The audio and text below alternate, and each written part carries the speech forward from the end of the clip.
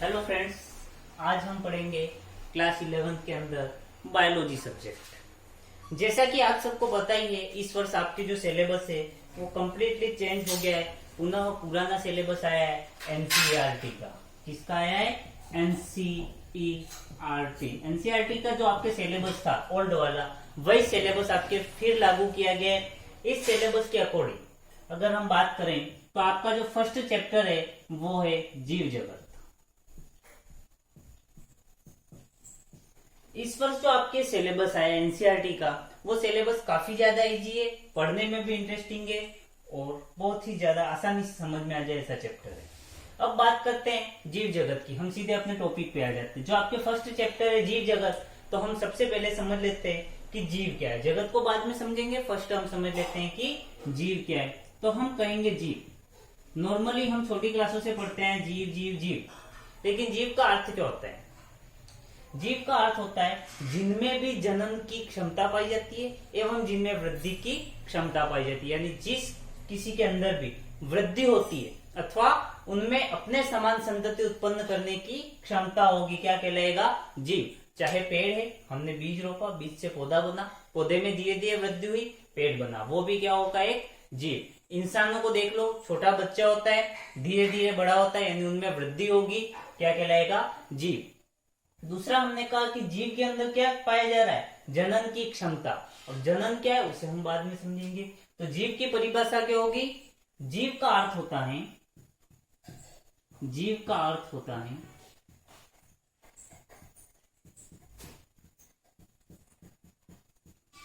जिनमें, चाहे वो कोई भी हो, जिनमें वृद्धि एवं जनन की क्षमता पाई जाती है।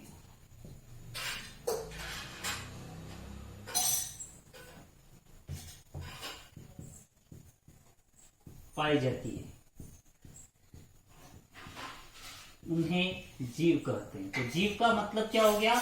जिसमें भी, चाहे वो कोई भी हो, अगर उसमें वृद्धि और जनन की क्षमता पाई जाती है तो वो क्या कहलाएगा? जीव। अब वृद्धि का मतलब तो समझ गए कि उसके आकार में बढ़ोतरी हो रही है, साइज में बढ़ोतरी हो रही है। अब जनन का अर्थ क्या होता है तो हम समझेंगे जनन का अर्थ क्या होता है। तो जनन का अर्थ होता है, अंग्रेजी इसका नाम होता है रिप्रोडक्शन। क्या नाम होता है? रिप्रोडक्शन।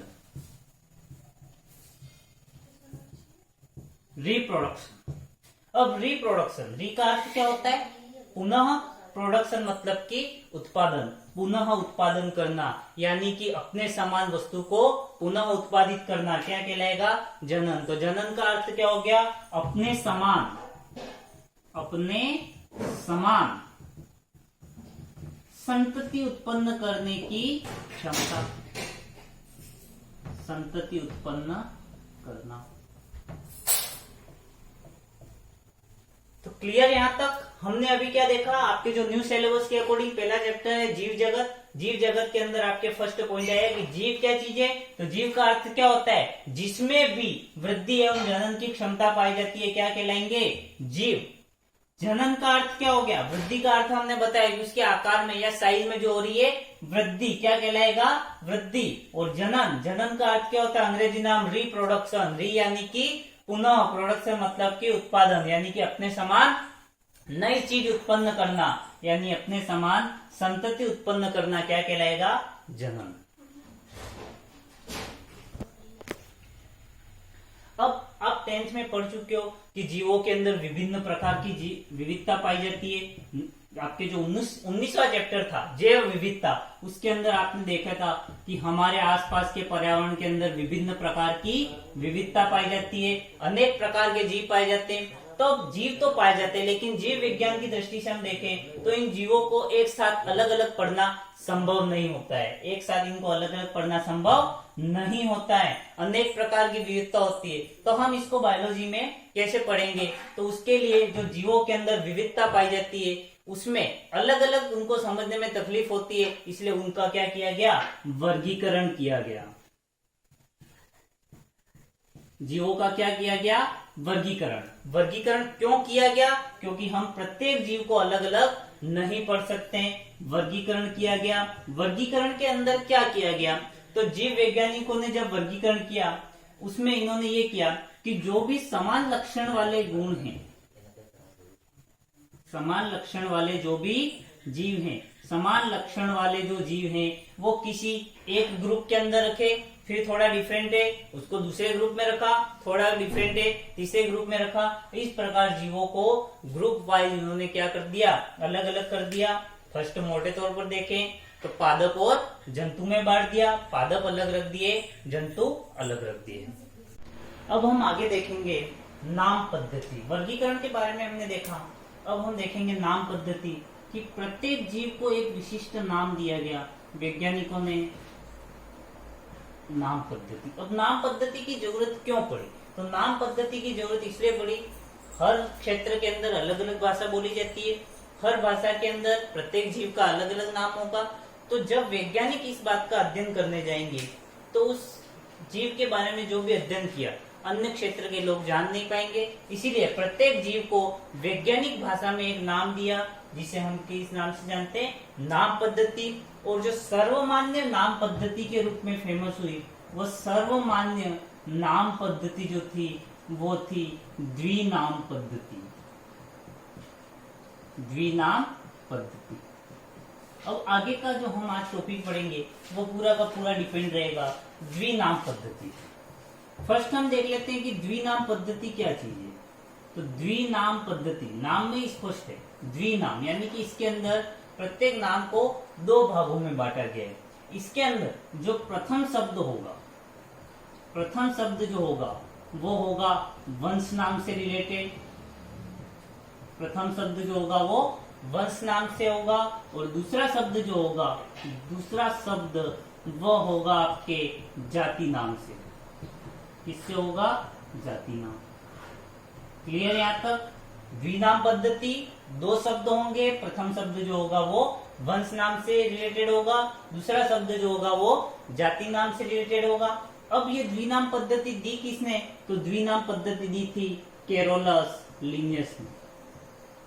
कैरोलस लिनियस, तो कैरोलस लिनियस द्वारा द्विनाम पद्धति दी गई थी। अब हम देखेंगे द्विनाम पद्धति जो है उसके कुछ महत्वपूर्ण बिंदु की। द्विनाम पद्धति लिखने के सामान्य या सार्वजनिक नियम। नेक्स्ट टॉपिक हमारे पास क्या आ गया? द्विनाम पद्धति के सामान्य नियम। सामान्य या हम कह सकते हैं सार्वजनिक।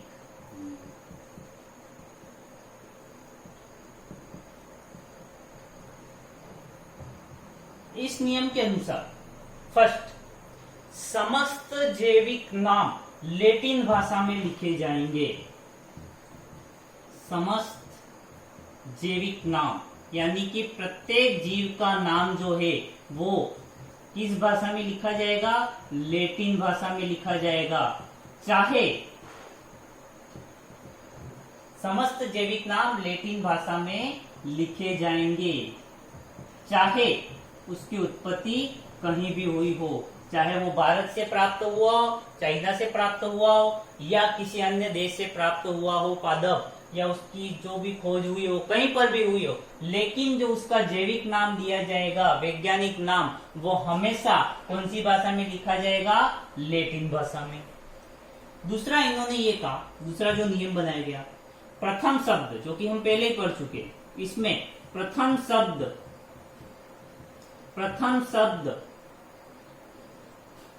वंश नाम, प्रथम शब्द वंश नाम एवं द्वितीय शब्द जाति नाम को दर्शाएगा। शब्द जो होगा वो किसको दर्शाएगा? जाति को दर्शाएगा। तीसरा पॉइंट इन्होंने ये कहा कि जो वंश नाम है, हम जो लिखेंगे वंश नाम और दूसरा लिखा जाति नाम, तो जो वंश नाम है, वंश नाम का प्रथम अक्षर, वंश का प्रथम अक्षर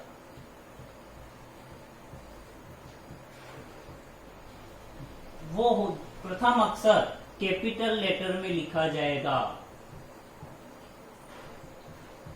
कैपिटल लेटर में लिखा जाएगा।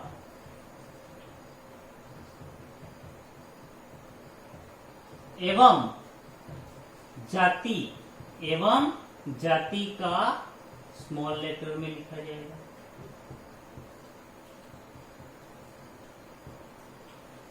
तो वंश का जो प्रथम अक्षर होगा वो किस में लिखा जाएगा?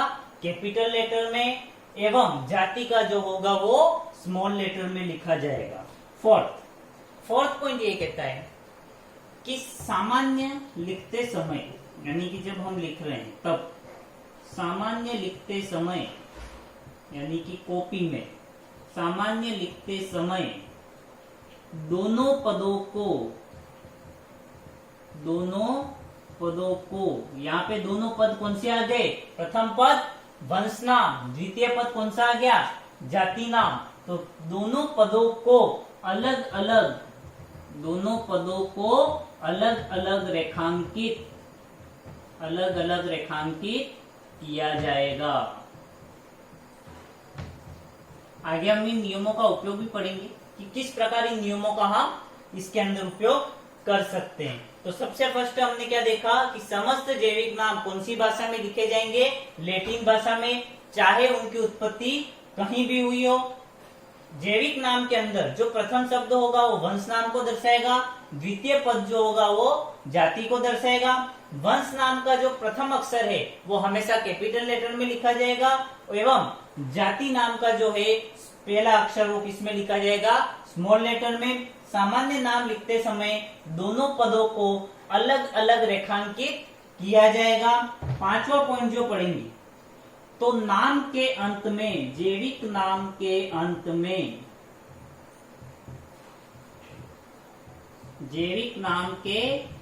में कोष्ठक के अंदर संक्षेप में, यानी कि एक छोटी लैंग्वेज में संक्षेप में लेखक का नाम लिखा जाता है।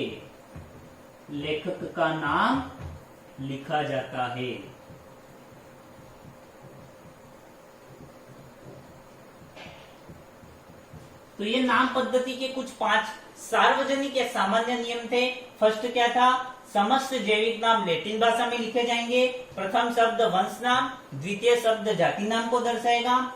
थर्ड हमने कहा कि वंश नाम का प्रथम अक्षर कैपिटल लेटर में होगा, एवं जाति नाम का जो होगा वो स्मॉल लेटर में होगा। सामान्य नाम लिखते समय, यानी कि सामान्यतः नाम लिखते समय, यानी कि जब आप कॉपी में यूज कर रहे हो, कॉपी और पेन का आप कॉपी में नाम लिख रहे हो, तो दोनों पदों को अलग अलग रेखांकित किया जाएगा। आप दोनों पदों के अंदर लाइन लिखने के बाद, नाम लिखने के बाद में नीचे एक एक लाइन खींचेंगे। और लास्ट पॉइंट है कि जैविक नाम के अंत में कोष्ठक के अंदर संक्षेप में लेखक का नाम, या हम कह सकते हैं कि वैज्ञानिक का नाम, जिसने इसकी खोज की है उस वैज्ञानिक का नाम लिखा जाएगा।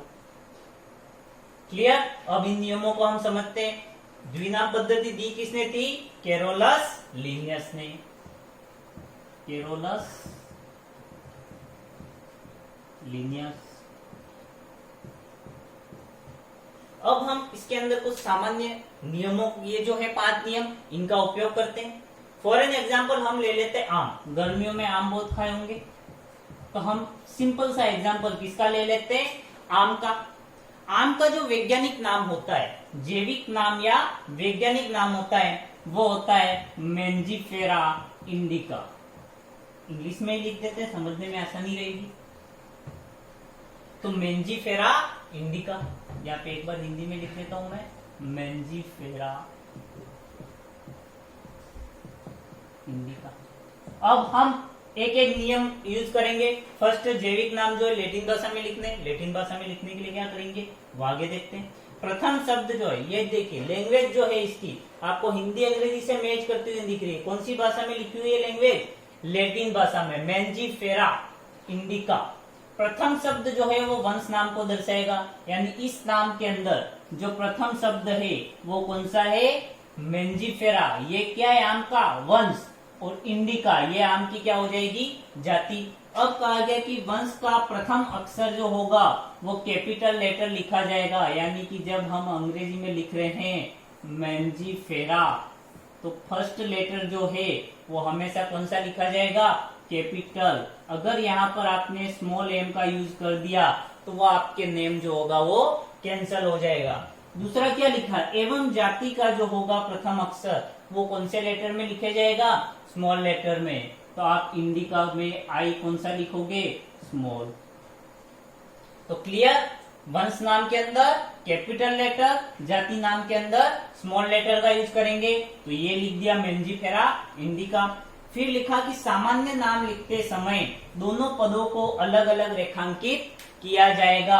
हम लैटिन भाषा नहीं लिख सकते, लेकिन या फिर यहाँ पे सामान्य नाम लिखते समय अलग अलग रेखांकित किया जाएगा, या छपाई के समय, अगर आप छपाई कर रहे हैं, प्रिंट निकाल रहे हैं, तो छपाई के समय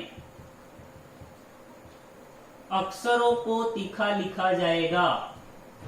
अक्षरों को तिरछा लिखा जाएगा।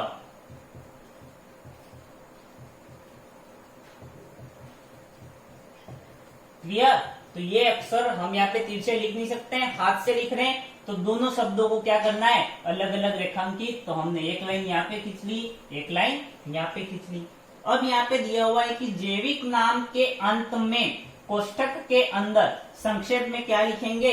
वैज्ञानिक का नाम, जिसने भी इसका नामकरण किया है। तो मेंजीफेरा इंडिका आम जो है उसका नामकरण किया था कैरोलस लिनियस ने, इसलिए हम इसके कोष्ठक में लिख देंगे लिन, LIN। लिन लिख दिया। लिन का अर्थ क्या है?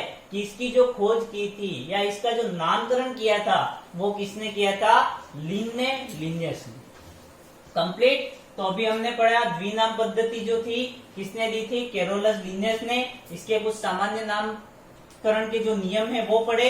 प्रथम शब्द जो होगा वो वंश नाम को दर्शाएगा, द्वितीय शब्द जाति को, समस्त नाम लैटिन भाषा में लिखे जाएंगे, वंश का प्रथम अक्षर कैपिटल लेटर में लिखा जाएगा, और जाति का जो प्रथम अक्षर होगा वो स्मॉल लेटर में लिखा जाएगा।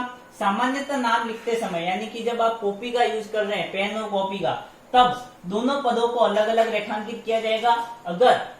अगर आप यहाँ पर एक कंप्लीटली सीधी लाइन खींचते हैं तो ये एग्जाम में आपके क्या हो जाएगा? गलत हो जाएगा। दोनों के अंदर आपको अलग अलग लाइन खींचनी होगी। नेक्स्ट, अगर आप छपाई कर रहे हैं यानी प्रिंट निकाल रहे हैं तो अक्षरों का आप तिरछा लिख सकते हैं। लास्ट है जैविक नाम के अंदर में कोष्ठक के अंदर संक्षेप में वैज्ञानिक का नाम लिखा जाएगा, जैसे कि हमने लिखा है यहाँ पर लिन यानी कि लिनियस। इसी प्रकार कोई और वैज्ञानिक है तो उसका नाम लिखेंगे। उदाहरण के द्वारा देख लिया। अब आगे का चैप्टर हम कल पढ़ेंगे।